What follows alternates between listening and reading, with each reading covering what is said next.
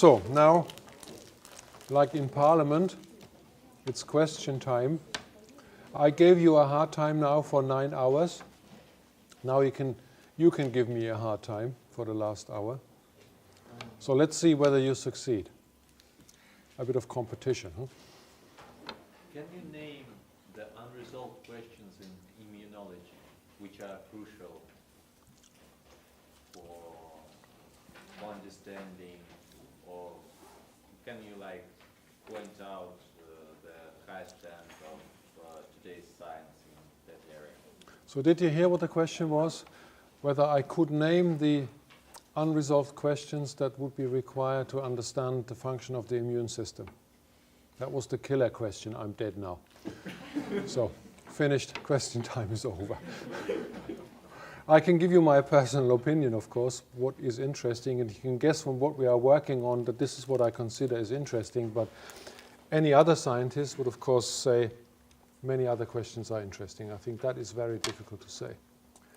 I, for one, have very much liked to, having been trained, as I said, as a physician, to now study these most unlikely creatures. And by comparing their function, I think I've learned quite a lot, but that's the only thing I can say. Pick your question, have millions of questions. One good piece of advice, I think, is take old textbooks that come from the 19th century, read through them, and if you find a question where there is no answer, this is probably a very important one and a very interesting one that people have either forgotten or haven't found a way to attack it. The ones that are seemingly obvious are not very interesting because you will have, either they are not interesting or you have too much competition. And if you want to establish yourself as scientists, pick the ones that nobody wants to work on. Yeah. Different species have bodies of gas in thymus. And could you explain any ideas, have you got any ideas, function of gastric bodies of thymus, and what is the connection between loss of acquired immunity in, for example, mice and loss of their hair? Because gastric bodies are keratinized bodies. This process of keratinization. Yes. So I'm not sure whether I got the question. You are interested now in the connection between the role of this transcription factor in the thymus and in the skin. Is that the question, or? Yeah. Part of it. Well, let it be. Okay, good. So this is relatively simple to answer. This is why I picked that part of the question. We know the target genes of this transcription factor in the different tissues. So in the hair follicle, FOXN1 regulates expression of hair keratins, but only a certain subset of them in the hair shaft, so that although these mice are labeled nude, they are not nude. This is basically some sort of genetic shaving machine, because the hair is simply structurally weak. So when the hair emanates from the skin through the hair follicle, and when the hair is rigid enough, of course, it sticks out of the skin. But in this case, when the keratins are not formed properly, the hair just is not rigid enough to come out of the skin, and it crumbles. And when you do a section of a nude skin, then you see all these bits and pieces of broken hair inside the skin. So it's not hairless. That's a misnomer. It simply does not emanate to the cell surface. And when you look at the whiskers are not straight and nice and long. They are kind of crumbled, and it's very easy to see the difference. So the targets are structural proteins that are required to build the hair properly, but only a subset of them, but this subset apparently is required to confer rigidity on the hair. But this is an acquired function, because in the original function of FOXN1 that is in the thymic or pharyngeal epithelium, there is of course no hair keratins. Hair keratins are a new invention during evolution, but of course it might also regulate keratins that are constitutive elements of all epithelia in the thymus, but there is no evidence for this at the moment. It has many target genes, some of which I mentioned in my presentation. So this is a case where a transcription factor was recycled. It was reused in a different cellular compartment and assigned to do other things than it used to do or still does in another tissue compartment. Presumably it has other cooperating factors, just to make it specific, but that is what it is. Your first part was about cancer of the thymus, is that? No. Oh, I see what you mean. Okay, keratinized bodies. Yeah, there is, when you do histology of the thymus in humans, you find what are referred to Hassel's corpuscles. And those are cells or aggregates where there is a lot of keratinization, and this is why people, this is what he probably meant, this is why people linked the function of FOXN1 to its function in the skin or in the hair shaft. But Hassel's corpuscles, you might be able to see them in sharks or in a shark thymus or structures that could be considered the equivalents, and they don't have any hair, as you know. So there is no real direct connection. It might just be that it somehow influences differentiation of certain epithelia, but I don't think it's a direct correspondence between a Hassel's corpuscle and the hair. For example, in mice, it's very difficult to see them, actually. They're more prominent in humans. Okay, survived that question. Next one. Can you modify the antigen-specific T cell to respond to some other antigen? So the question is, can I change the specificity of the T cell? Artificially. Artificially? Yes, of course you can. You could take a T cell line that expresses one T cell receptor, and you could simply mutate the T cell receptor and see what the specificity is like. So that can be done either through cDNA cloning, introducing specific changes and reintroducing, and then see what happens. Or you can think of perhaps some sort of endogenous system that generates mutations in the T cell receptor locus. And is it used now in medicine, and if not, why? Oh, he's asking the real questions, huh? God, yeah. Well, it's of course it's not easy. If you imagine you're probably getting at why can I not use T cells to do something specifically for me, attack a tumor or attack some infectious tissue or something. That is of course being tried, but there are lots of problems with this.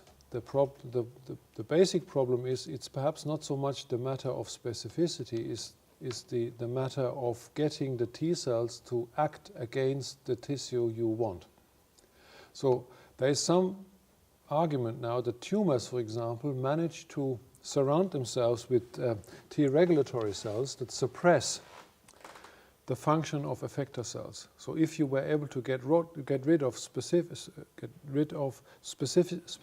of the Tregs, you might then call these effector cells into action. So it might not be a matter of the immune system not being responsive at all, but the tumor being capable of generating a counterforce that is a suppressive environment via Tregs, for example. But if you inject enough amount of T cells, then it should be it should suppress this defense. There is of course competition. Yes, that is true, but Tregs function, amongst other ways, function by eating survival signals for effector T cells. So they consume a lot of IL-2, for example. And IL-2 is important for immune responses or immune activation by T cells, or when you want to activate T cells. How long the T cell lives without this survival signal? That I think depends on the type of T cell, but I couldn't give you a precise answer. So it's not I don't think it's so easy as to overpower the suppressive environment, because another mechanism, of course, is your T cells, your antigen-specific T cells against the tumor need to get access to the tumor. That might also not be so easy in all cases. And if you inject them right in the tumor, it doesn't? That might be a possibility, but normally you're not dying of the primary tumor. When you have a tumor, you die of metastases, and they normally occur in places where the surgeon can't get any hands on. So that might be difficult. If you knew where all the metastases were, you could perhaps take them out surgically, and then you would be cured. I don't think the primary tumor is the major problem for a tumor patient. And can it fasten up this way of creating artificially T cells? Can it fasten up the time when you cure up yourself? Because, for example, if you are vaccinated or if you are given treatment, then some time should pass before the immune system will react. And if you create artificially T cells, for example, you have a flu and you create artificially T cells for the antigen of that flu, then you just inject and then immense response should be given, right? Well, that is called adoptive T cell transfer. You can think of it's actually being considered in a number of situations in the clinic. For example, after bone marrow transplantation, when many patients suffer from reactivation of cytomegalovirus, and to fight against CMV, you need T cells, and then one option would be to transfer CMV-specific T cells to help fight that emerging or reactivation. This second. So they do it right now? That's already being done, yes. So in principle, that is possible. People use it against tumors when they think they have identified tumor-specific antigens. They do it against infections in various ways, but it's of course a very complicated procedure. And what's the price? Just an estimate. What's the price of doing such? You mean price in terms of dollars? Yeah, for one patient. Just an estimation, like. I don't know. I don't know. Depends on where you are. If you are in the United States, I think it's probably more expensive than if you are in Germany, I would think. $10,000. Oh, more, much more. 100,000, right? Even more, yeah.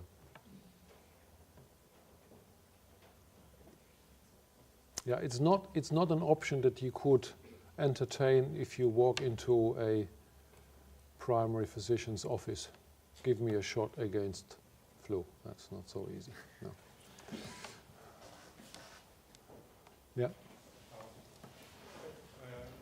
Common question, and I'd like to draw some picture on.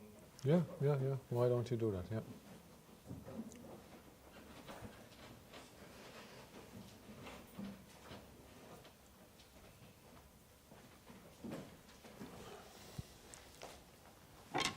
I did this several times in Russia, and no one could give me a appropriate answer. This circle represents all possible specificity of, for example, T cells, of B cells, of antibody. Approximate estimation 1 and 18 zeros. Very large. Human genome consists of about 23,000 of genes. We can propose, we can suggest that each gene consists of, for example, 100 epitopes. And so, possible quantity of possible alpha-specific T cells and B cells is 2.3 and consists of 5,000 epitopes. What? Do you mean that each gene consists of 5,000 epitopes? No. 100. 100, he said. 100. And so we can estimate all possible autoepitope. 2.3 and 10 to the power 6. This is quite less than all possible specificity. But in real situation, we have more abundant alpha-specific T cells and B cells. And so this diversity of specificities is derived from TDT and constant regions, regions of antibodies and T cell receptors. TDT, we can't blame TDT in producing alpha-specific antibodies of T cells. Then VDJ must be alpha-specific. The last bit I did not get. So we can blame TDT in producing alpha-specific antibodies. okay, we can blame it to produce auto-specific. Yes, yes, yes. All alpha-specificity is Yes. derived from VDJ regions. No, TDT produces random additions, Random, absolutely. but VDJ also, because VDJ encoded in genome. yeah, but the fusion, even if there is no TDT, the fusion of two elements, say V and D, through non-homologous end joining also produces random sequence. So random sequence is both in the TDT, which amplifies the problem, as it were, but also in VDJ. That's the key thing. The VDJ alone, any double-stranded break you make is resealed if it works, and this repair process is error-prone. So we have, and TDT just amplifies the problem because it adds nucleotides. So it's clear that these two mechanisms contribute to diversity and potential autoreactivity. Yes. So now, I think that all VDJ regions included was originally alpha-specific. Because we can't explain such facts in you mean all of them must be autospecific because the number of autoantigens is so few compared to the degree of diversity? Well, one simple answer would be if we just take these numbers, you could say you have 10 to the power of 12 different specificities that attack one epitope. Because you could see one epitope in different ways, yet it's the same epitope. It's not preventing you from distinguishing epitopes when you look at this from different angles, which would then factor into these numbers, but this would still remain the same. No? No, because if we consider any possibilities for auto-epitope, why we don't consider such possibility for another foreign epitopes, not auto-epitopes?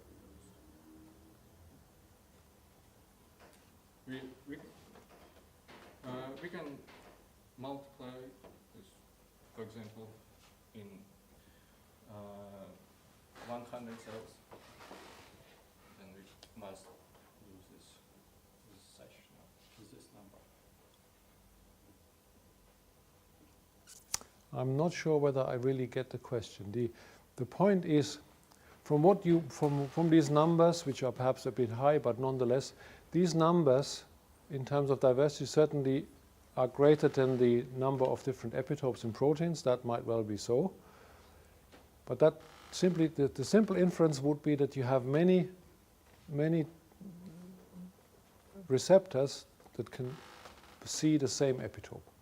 So if we weed out all the receptors that are against these epitopes, that would leave still quite a large number of specificities that could see foreign epitopes. But what's wrong with this? We can divide this and we can obtain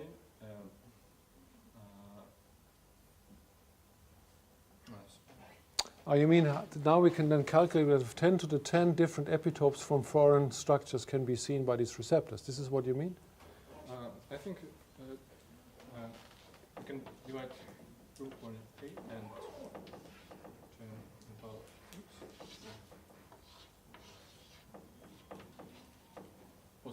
all possible numbers of possible epitopes, and we obtain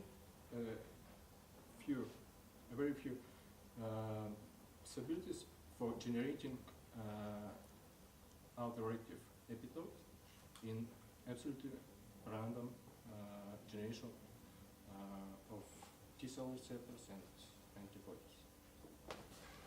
Okay, I did not get that reasoning. Can anybody help me? Are these numbers under the circle are given for a human organism? Of a number of epitopes? Yeah.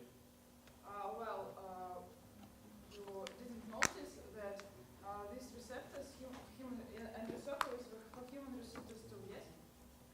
10 with 18 zeros. Are these MHC receptors of a human organism or not? So is the question that how do we get autoimmune epitopes, like receptors for autoimmune epitopes, if the possibility is very low? Is the question. Yeah. So this is the question. Because it seems that the possibility of getting the autoimmune epitopes, like autoimmune receptors, is very low compared to all the possible variants, but we still got it. So maybe VDJ contain these autoimmune epitopes. That's the question. Still, I think this equation is the wrong way around. We have 10 to the 18s divided by this, not this way. So we have, say, 1 million specificities per self-epitope. This estimated frequency of outer frequency, yes, okay. That, of course, then you have to do it like this. But nonetheless, I mean, I still don't think that I get the question now. It's all being taped and put on the internet, so it's totally embarrassing. I have to think about this. Maybe we can write emails and you explain it to me a bit better so I can understand it. Maybe it's too late in the day, I don't know. But I don't quite get the question. It's there might be a cross specificity, and this number is not so low because there are lots of T cells. You can say that even if one individual has, say, a billion T cells, that gives us one autoimmune T cell per 1,000 people. Isn't it? yeah, of course. I mean, that's also true. It depends on the number of lymphocytes you have to represent that diversity. You don't have enough lymphocytes to represent all these 10 to the 18s, that's for sure. But you could say, look in the population, we certainly have more than 1 billion. So we probably have to 10 to the 12 or something in terms of T cells. Even lower than 10 to the power of 18 because of cross specificity. Maybe it's divides. That is also true. But there are all sorts of I mean,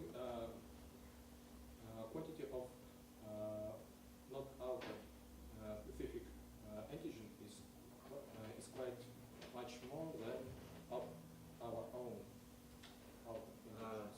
I think I got the question, but I think the right answer is that we have the number of lymphocytes, and if you have such a low probability, so the question is, we have a very low probability that we have autoimmune response compared to that we have some immune response.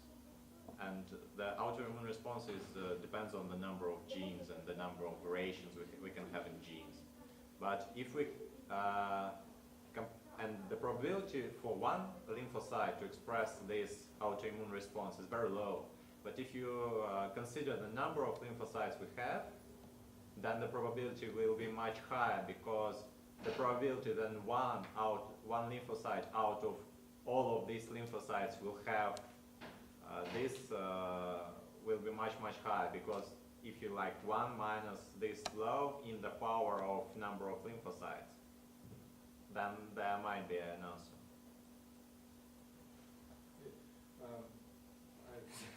I tried to explain it later. Okay, good. So move on to the next question. Thank you for saving me. Can we derive T cells from stem cells?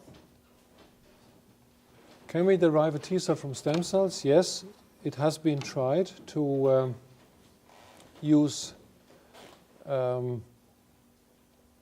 or to generate T cells in vitro.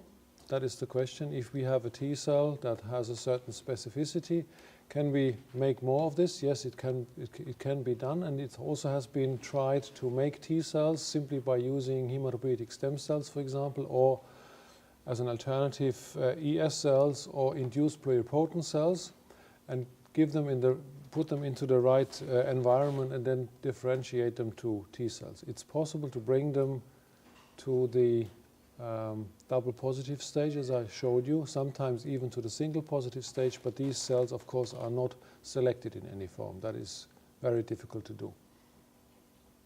So we can't select them? No, because you have to then create an environment that mimics the situation in the thymus with the plethora of, for example, of self-antigens. If you're generating T cells from a stem cell, and you initiate somatic diversification, then you generate all sorts of specificities, and then you have to decide which one you want. But it is possible, for example, maybe that answers your question, it's possible to take a lymphocyte and go through the induced pluripotent state and derive a mouse that is then monoclonal, because this receptor is pre-rearranged, and because of allelic exclusion, all the T cells or B cells will make the same receptor. So that is possible. Incidentally, an experiment that was done in the Odi Jenisch's lab that showed that a differentiated lymphocyte is still capable of giving rise to an entire organism, which I think is, of course, answering a pressing problem, whether there is more genetic change in a lymphocyte than just rearranging and reassembling the antigen receptor genes. And since it's possible to do this, to take a nucleus from a lymphocyte and make an entire mouse, this cannot be. And we can't take a lymphocyte from one person and modify it to be a lymphocyte for another person, right? Well, if the T cell receptor sees the MHC of the second person in a specific fashion and not just in a non-specific alloreactive fashion, yes, that would be possible. But the way to do this is, of course, if you identify a certain... This is being done when people are building T cells in generic form that treat tumor patients. So they select one particular MHC haplotype. So they have a T cell, for example, that is restricted to MHC class 1A2. They know that when this MHC molecule presents a peptide X, that this T cell receptor will react to it. So if we two happen to have the same MHC haplotype, and then that will be the same epitope, and my T cell receptor would then also work in your body if I transplanted this T cell receptor transgenically into your hematopoietic system. And what's Yes. the probability that we have the same? MHC type, you Right. mean? Yeah, that's the same probability that you can calculate from the distribution of MHC alleles, and this amounts to basically the same problem that the transplantation physicians have when they, for example, search for a bone marrow donor for a leukemia patient. So, and if you are restricting this to a single MHC peptide complex, then it's much easier. For example, HLA-A2 is very frequent in the population. I'm not sure how frequent it is here, but we have 20-30% in Middle Europe. That probably is very similar here. So the chances are that every maybe third or fourth in the room has this allele. So this is why all these efforts are being focused on frequent MHC alleles.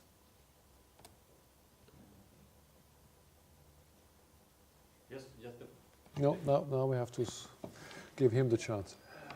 It seems that there is such a trend in the society now that many people refuse to immunize their babies because somewhere they've heard that it's more dangerous than gives benefits. So is there any scientific reason for that?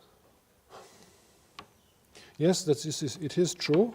I think it's particularly true for affluent societies that people begin to think that vaccination is not a good idea. And I have a very strong opinion about this because of course there is always the danger of some undesired side effect, but that needs to be compared to the beneficial effect of immunization as such. And that of course can only be decided on the population basis, not on the individual basis, because if you have an undesired reaction in an individual, of course this is what you don't want, but statistically speaking they are normally quite low. And I can tell you one thing, in our region, in the southern part of Germany, close to the north of Switzerland, people refuse to have their children vaccinated against measles, for example, measles virus. And we have measles disease outbreaks every now and then. And I have to admit, I even have this discussion with one of our daughters who now has children on her own, and we discuss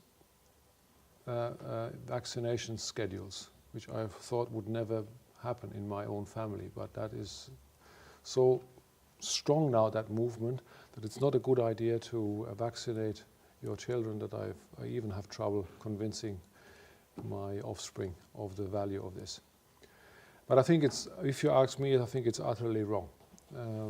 Because of course you know what happens when you don't vaccinate.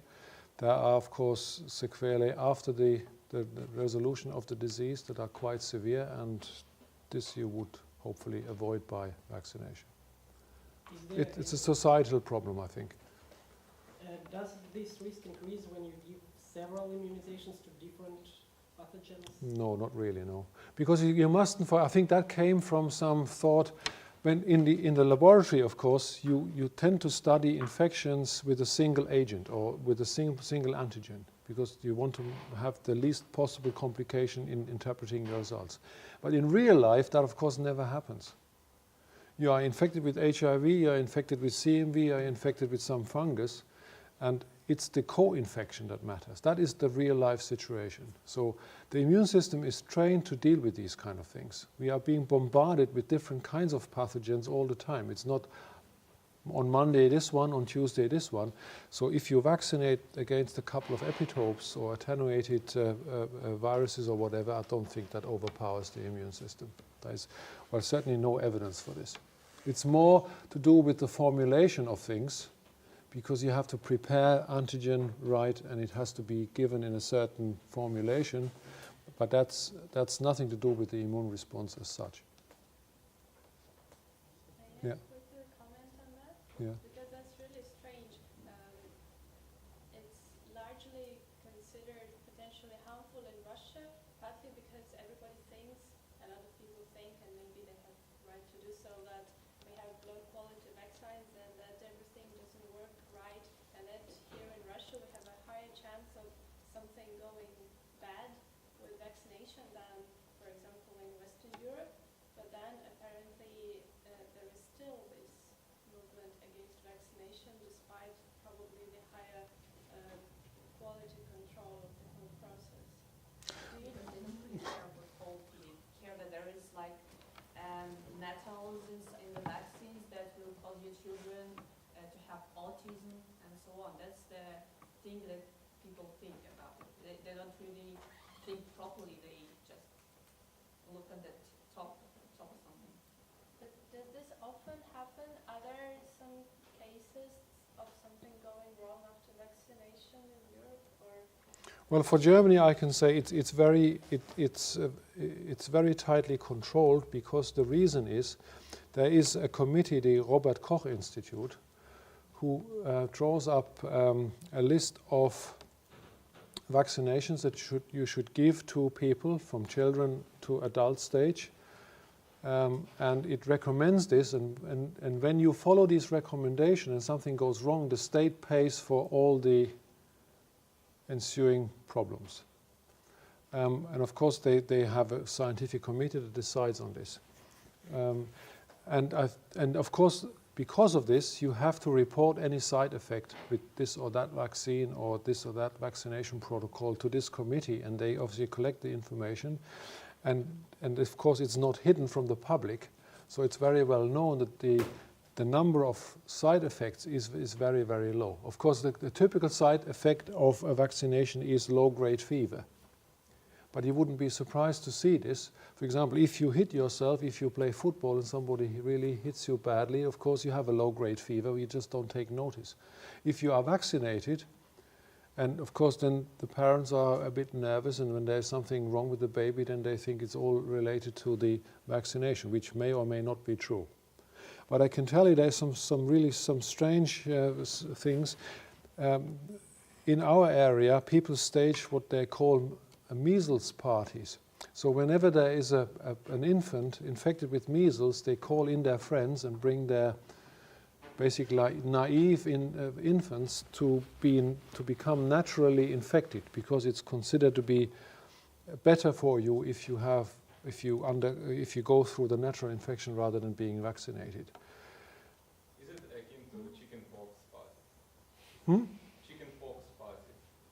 Is that here also quite popular? I heard it was popular in USA. Yeah. Well, chickenpox party you don't even have to have, actually. Just open the window and then basically everybody gets infected. I can't really explain this kind of behavior, but Yeah. it happened. Yeah, it is a bit strange. Well, I mean, what can you say? You just have to speak out against this. But can we verify by some means before the baby is vaccinated? Can we just take his blood and insert vaccine and see how lymphocytes behave? Just, is there any sure procedure that ensures that there will be no side effects? I don't think so. I mean, the immune system, or working with the immune system, tells you have to look at the entire organism.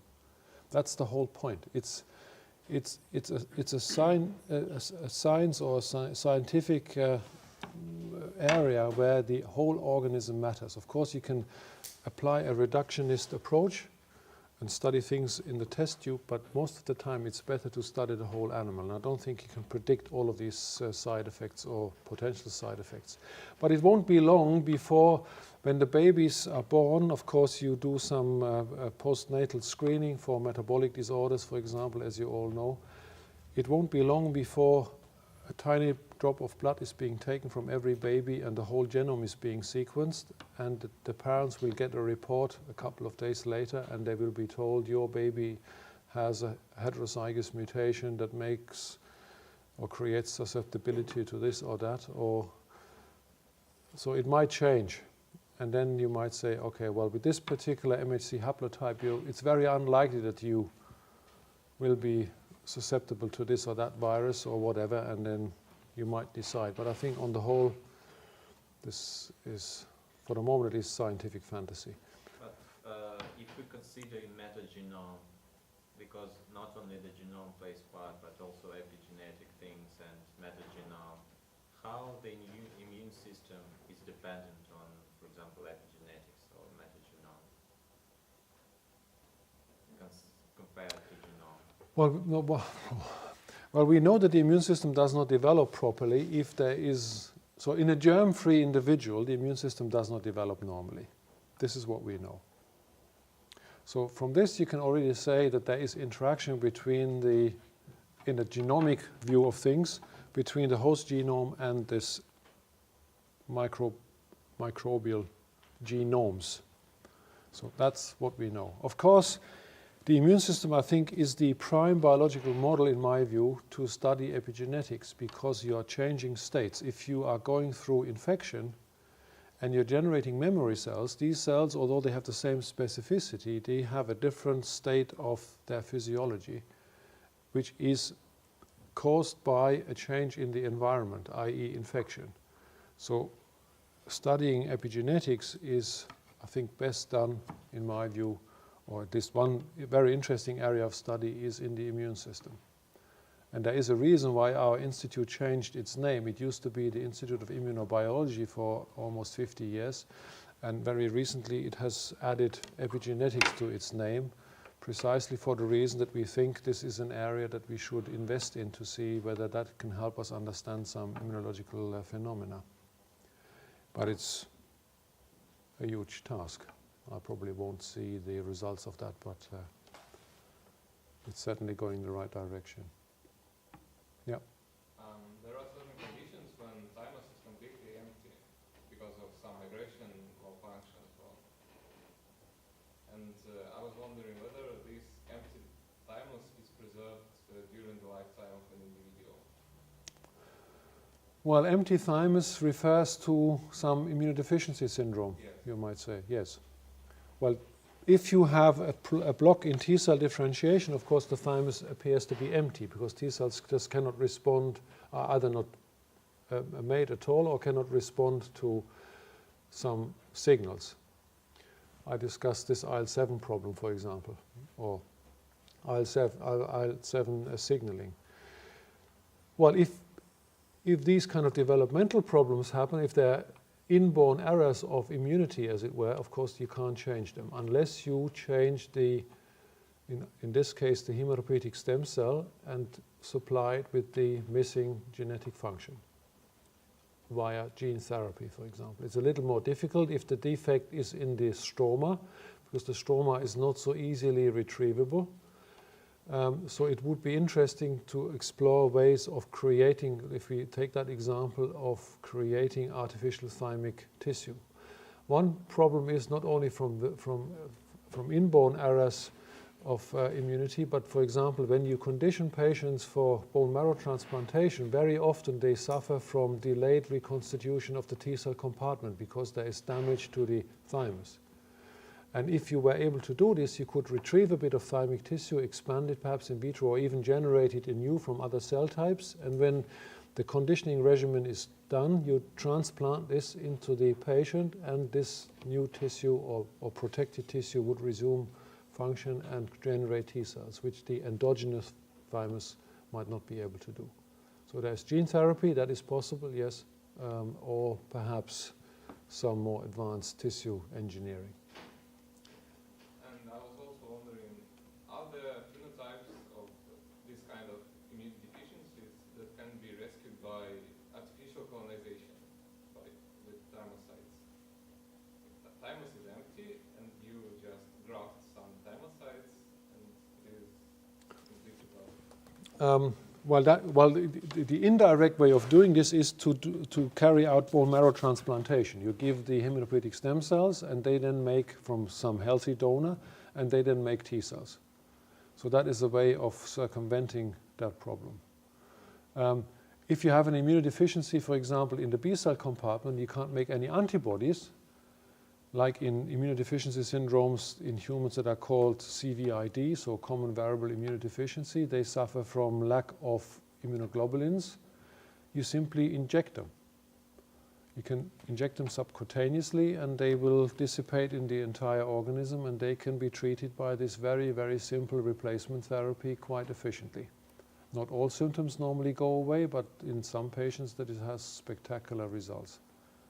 So there are ways of mending deficiencies, but it's always imperfect, and we try to think of ways to do this better. And maybe it does matter when we start this mending therapy during the lifetime. Like if we start when the person is younger, will it give better results?